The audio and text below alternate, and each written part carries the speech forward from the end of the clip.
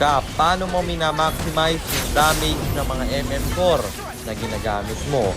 Abangan yung sa dulo ng video na to dahil tuloy natin yan pag-uusapan. At para naman sa mga bago lang sa page, ang ginagawa po nating content tuwing 9 PM ay 1 game per day, solo, rank, game. At ang goal natin sa content natin na to ay mag 100 win straight.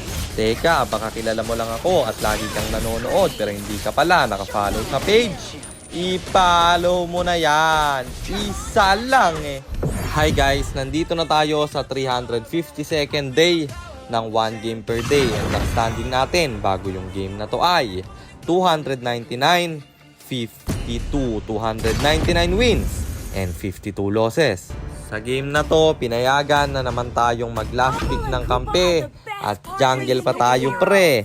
Kaya sana naman ang ating kinuha. Kaya panoodin nyo hanggang dulo dahil isa na naman tong laban na marami kayong matututunan kasi ako ay nakasan. So ayun, nandito na tayo sa pang 352 araw ng isang game kada araw. Digmaan na! Ang rotation na ginawa ko dito ay blue first para sana yung ikot ko papunta sa XP lane. Pero yung Natalia dito, yung red buff ko pala ang pinuntirya. Nakuha man niya pero hahabulin ko siya. Makaka-dash out ba? Pero may dash din akong mahaba at aabutan ko siya. Open yung blue buff nila kaya kukunin ko na to. Nakuha man niya yung red buff ko, napatay ko naman siya. May bonus pang blue buff. Dito naman sa baba, pulahan yung Yuzong pati Natalia nila. Kaya hahabulin ko nga sana. Pero may dragon pala siya. At nung papunta na ako sa turtle, nakuha na ng popol. Kaya wala tayong nagawa. Libre niya yung nakuha. Na buy time tayo ng kalaban. Dito naman sa gitna, mukhang may clash na magaganap. Kasi binitaw na ng Cecilion yung ultimate niya. Tigreal dito mapapa-SS na rin. At babagsak yung Lilia nila. Kapalit ng Cecilion namin. Hahabulin ko yung Leslie sa loob sana, pero apat bigla yung mga kalaban dito. Makaka-out naman yung Tigreal at nakuha namin yung isang kill. Sabay diretso dito sa turtle na biniburst ko na. Zone out sila ng Tigreal pero pulahan na siya. Di naaabot yung popol kaya yung turtle libre kong nakuha. At ang ganda ng set ng roamer namin. Bagsak yung Leslie, susunod na rin yung popol pero yung Lilia makaka-out. Nakuha namin yung turtle pero 3-4-3 lang ang nangyaring trade. At syempre walang dumifensa sa top lane. Kaya naman ginasag na namin. Sobrang bilis mag-push ng San no? Tapos dito sa gitna, Leslie mapapa-flicker out pero aking hahabulin pa rin. Nag-second skill na siya. Wala na talagang panaka si tropa pero masakit yung tori nila. Kaya nag-out ako saglit. Tsaka ako binalikan. Bagsak yung Leslie pero ako na ipulahan. Buti na lang may rescue yung kampe pero nandito rin yung Natalia. Tamang micro lang tayo at sila pa yung namatay. Apat yung bagsak sa kalaban. Sila'y walang nakuha sa amin. At dito naman yung Lilia. Tamang sightseeing pero nahuli siya ng Tigreal. May ultimate naman para mag-out pero may Cecilio na nakaabang at babagsak siya. At walang nagawa yung mga kampi niya. Sabay diretso dito sa baba. Yuzong naman ang aming puntirya. Napa-ultimate siya pero yung Leslie nandito na rin. Pulahan yung Yuzong. Magla-lifesteal pa nga siya pero may ulti na bibitaw.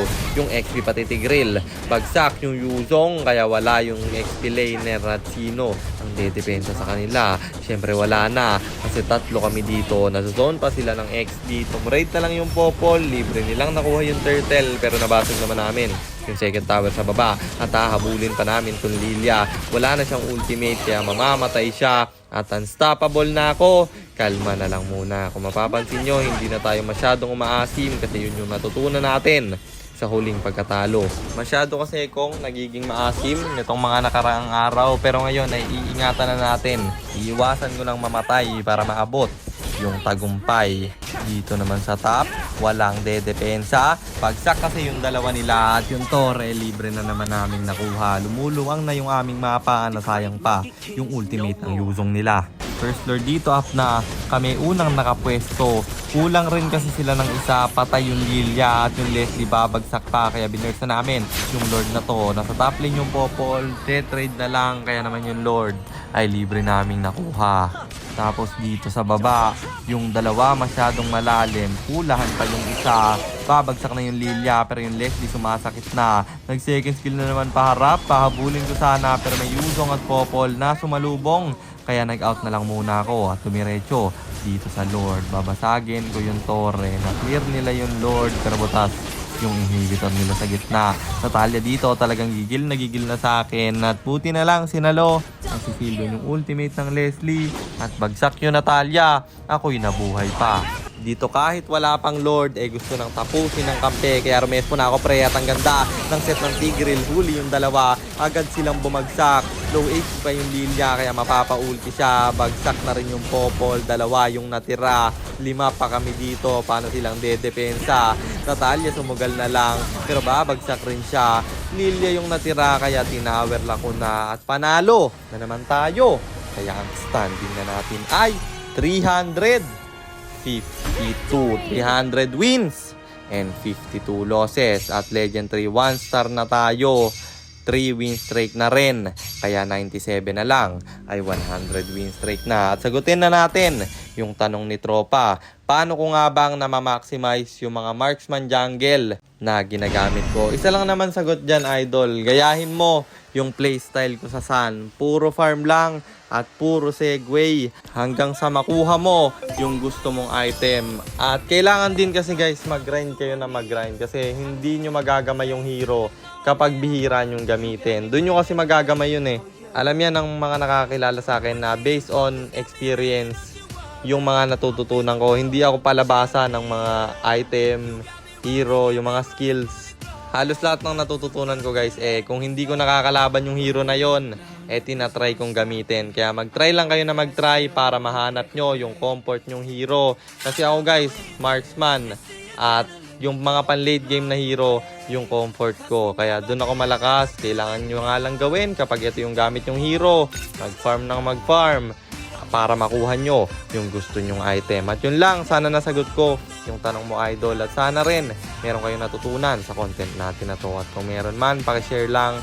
Then after nyo i-share, nag-comment na rin kayo ng pa-shoutout para ma-shoutout ko kayo sa mga next nating content. At i-comment nyo na rin ang inyong mga katanungan kasi baka malay mo sa next nating content, comment mo naman ang mapili ko.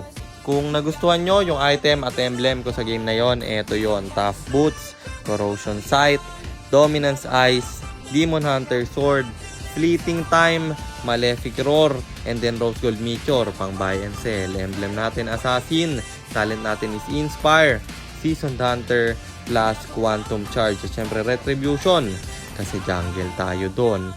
At para naman sa mga gustong magpapilot ng ML account, mag-PM lang kayo, nagre-reply ako. At syempre, may bayad yon. Kahit hanggang anong rank pwede nyo ipapilot, kahit anong hero pwede nyo ipaspam, basta may additional payment pag magpapaspam kayo ng hero. At yun lang guys, sana nag-enjoy kayo sa content natin na to. At shoutout sa'yo Gabriel Reviso, kay Daryl Baldo, kay John Louis Zonyo Kabigting, kay Prince Eric Fernandez Bernal, at kay John Yuan De Castro. Maraming salamat sa suporta nyo guys. Ingat kayo palagi. God bless. Paalam!